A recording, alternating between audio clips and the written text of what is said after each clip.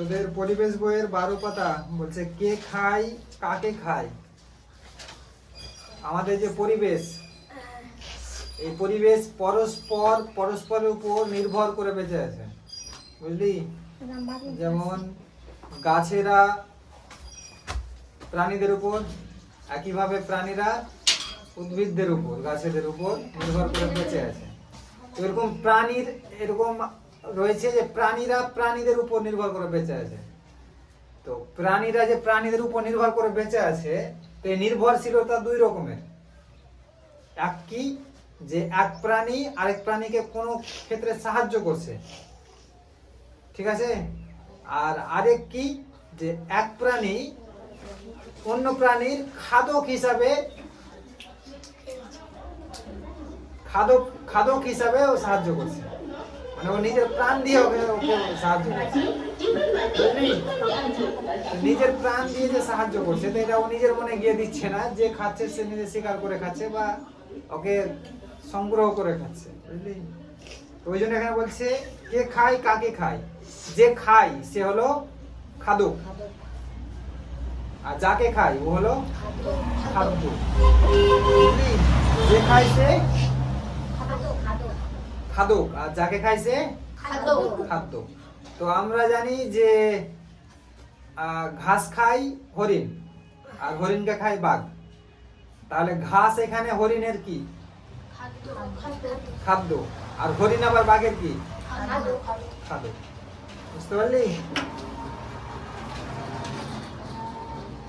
বলছে পরাগ বলল, জানেন স্যার, কাল রাতে আমাদের বাড়িতে শিয়াল এসেছিল, মুরগি নিয়ে গেছে। শিয়াল কি মুরগি খায়? স্যার বললেন হ্যাঁ। শিয়াল ছোট ছোট পাখি, বড় ইঁদুর এসব ছোটখাটো প্রাণীদের খায়, এমনকি ছোট ছাগল ভেড়াদের একলা পেলে ধরে খেয়ে নিতে পারে। আমির বলল, বন বিড়ালও স্যার ছোট ছোট প্রাণীদের খায়। আমার মামার বাড়িতে খুব বন বিড়ালের উপদ্রব, ওখানে অনেকে বন বিড়ালকে খট্টাস বলে, খট্টাস হাঁস মুরগি নিয়ে যায়। তো আমরা পাড়াগ্রামে এটা প্রায় শুনে থাকি যে আজকে ওই বাড়ির শিয়ালে মুরগি নিয়ে চলে গেছে, থাকে কিনা? তারপর খট্টাস নাম শুনেছিস? খট্টাস হলো বন বিড়াল। শিয়াল যে আছে, শিয়াল যদি ওরকম একা পায়, তাহলে যদি অনেক 4-5টা শিয়াল ওরকম থাকে কিনা, আর ওরকম একজন মানুষকে যদি এরকম ফাঁকাতে পায়, তো ওরা টার্গেট করবে।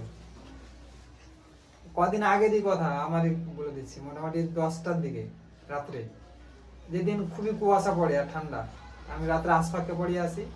তো যে ওই এটা স্কুল আছে, ওই স্কুলের সামনে ওখানে একটা শিয়াল দেখছি একদম রাস্তার মাঝখানে দাঁড়িয়ে আছে, আর একটা দেখছি ওই সাইডে দাঁড়িয়ে আছে। মানে হয় না যে 4-5 জন মিলে চারিদিক থেকে কাউকে অ্যাটাক করার জন্য মানে পুরো প্ল্যান বানিয়ে রেখেছে, ওইরকম ভাবে। তা আমি তো দূর থেকে দেখেছি, আমার তো মানে ভয় লাগতে লেগেছে। তারপরে সাইকেল নিয়েছিলাম, জোরে সাইকেল, আমি যে কাছে চলে এসেছি, তাও যেটা রাস্তাতে আছে ও পালাই না, জোরে করে চিৎকার করেছি, তারপরে পালাচ্ছে। তো আমি মানে এটা আমার নিজের জীবনের একটা অভিজ্ঞতা, প্লাস আমি গল্প শুনেছিও যে আগে অনেক মানে মাঠের রাস্তাগুলো যে হয়, আশেপাশে জঙ্গল থাকে, তো আস্তে যদি সন্ধ্যা হয়ে গেছে, আকাশ যদি পেয়েছে, তো মানে কয়েকটা শিয়াল মিলে মানে আক্রমণ করার চেষ্টা করে। ওরা মানুষকেও যদি ওরা ওরকম সুযোগে পায়, তো খেয়ে ফেলে। এরকম আরো অনেক প্রাণী আছে যারা অন্য প্রাণীদের খায়, তারা মাংসাশী। আবার কিছু প্রাণী আছে যারা লতা পাতা, ঘাস, ফলমূল খেয়ে বেঁচে থাকে, তারা তৃণভোজী। তো মাংসাশী প্রাণী কাদের বলে?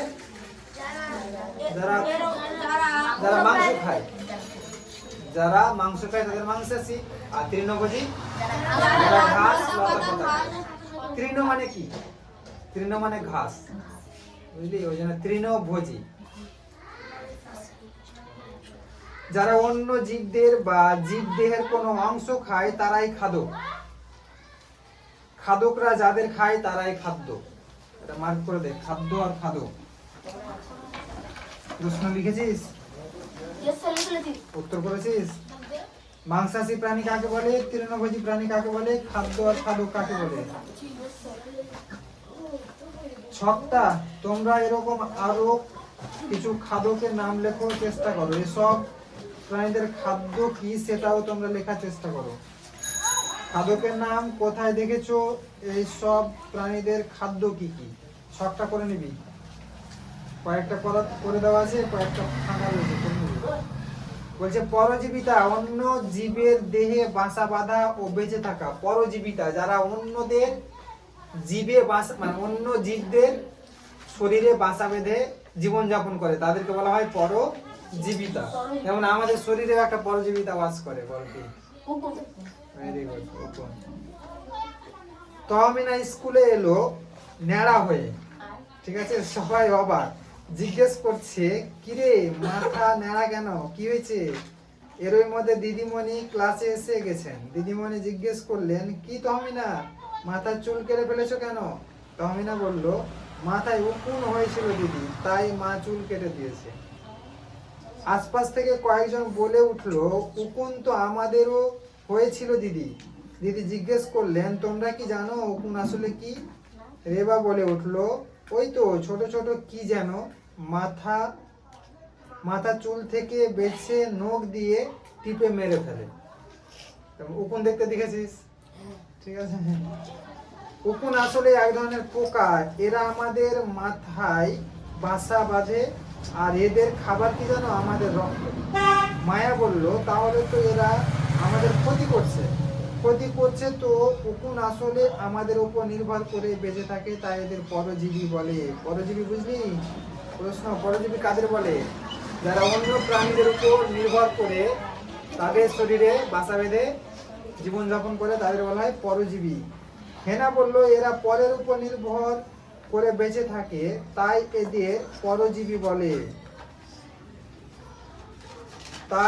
তাই না দিদি, ঠিক তাই। প্রমিতা বলল, দিদি এই পরজীবীরা কি খালি মানুষের দেহে বাসা বাঁধে। খুব ভালো প্রশ্ন করেছো। পরজীবীরা মানুষ ছাড়া অন্য প্রাণীর দেহ বাসা বাঁধে, এমনকি গাছেদের দেহ পরজীবীরা বাসা বাঁধে। হলুদ রঙের নরম তারের মতো দেখতে এক ধরনের লতা ফুল গাছ বা অন্য কোনো গাছের উপর দেখা যায়। এরা যে গাছের উপর হয় তার দেহ থেকে রস শুষে নিয়ে বেঁচে থাকে। এই লতার রং হলুদ সোনার মতো বলে একে স্বর্ণলতা বলে। একটি পরজীবী উদ্ভিদের নাম স্বর্ণলতা, একটি পরজীবী প্রাণীর নাম উকুন। এঁটেল গরুদের গায়ে যে হয়,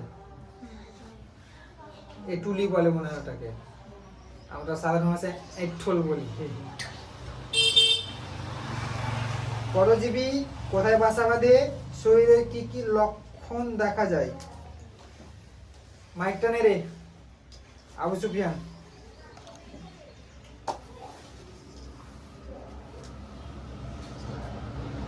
একটা পরজীবীর নাম বল, উকুন বাদ দিয়ে, কোথায় বাসা বাঁধে, শরীরে কি কি লক্ষণ দেখা যায়।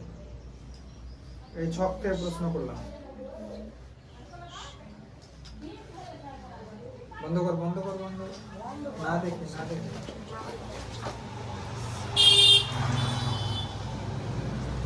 পারবি না তুই, এই পড়ে এসছিস।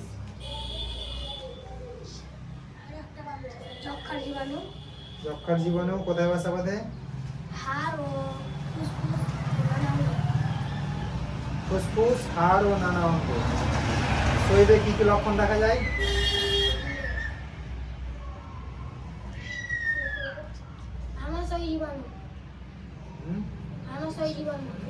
আমাশয় জীবাণু, এটা একটা তুই পরজীবীর নাম বললি, কোথায় বাসা বাঁধে। অন্ত্র অন্ত্র মানে বুঝলি, অন্ত্র আমাদের পেটের যে মানে খাওয়ার ডাইজেস্ট হওয়ার পরে যেখানে গিয়ে থাকে সেটা হলো অন্ত্র। কি কি লক্ষণ দেখা যায়। Very good. একটা পরজীবী পারবি না? নুসরাত? ফিতা কিরমি কোথায় বাসা বাঁধে?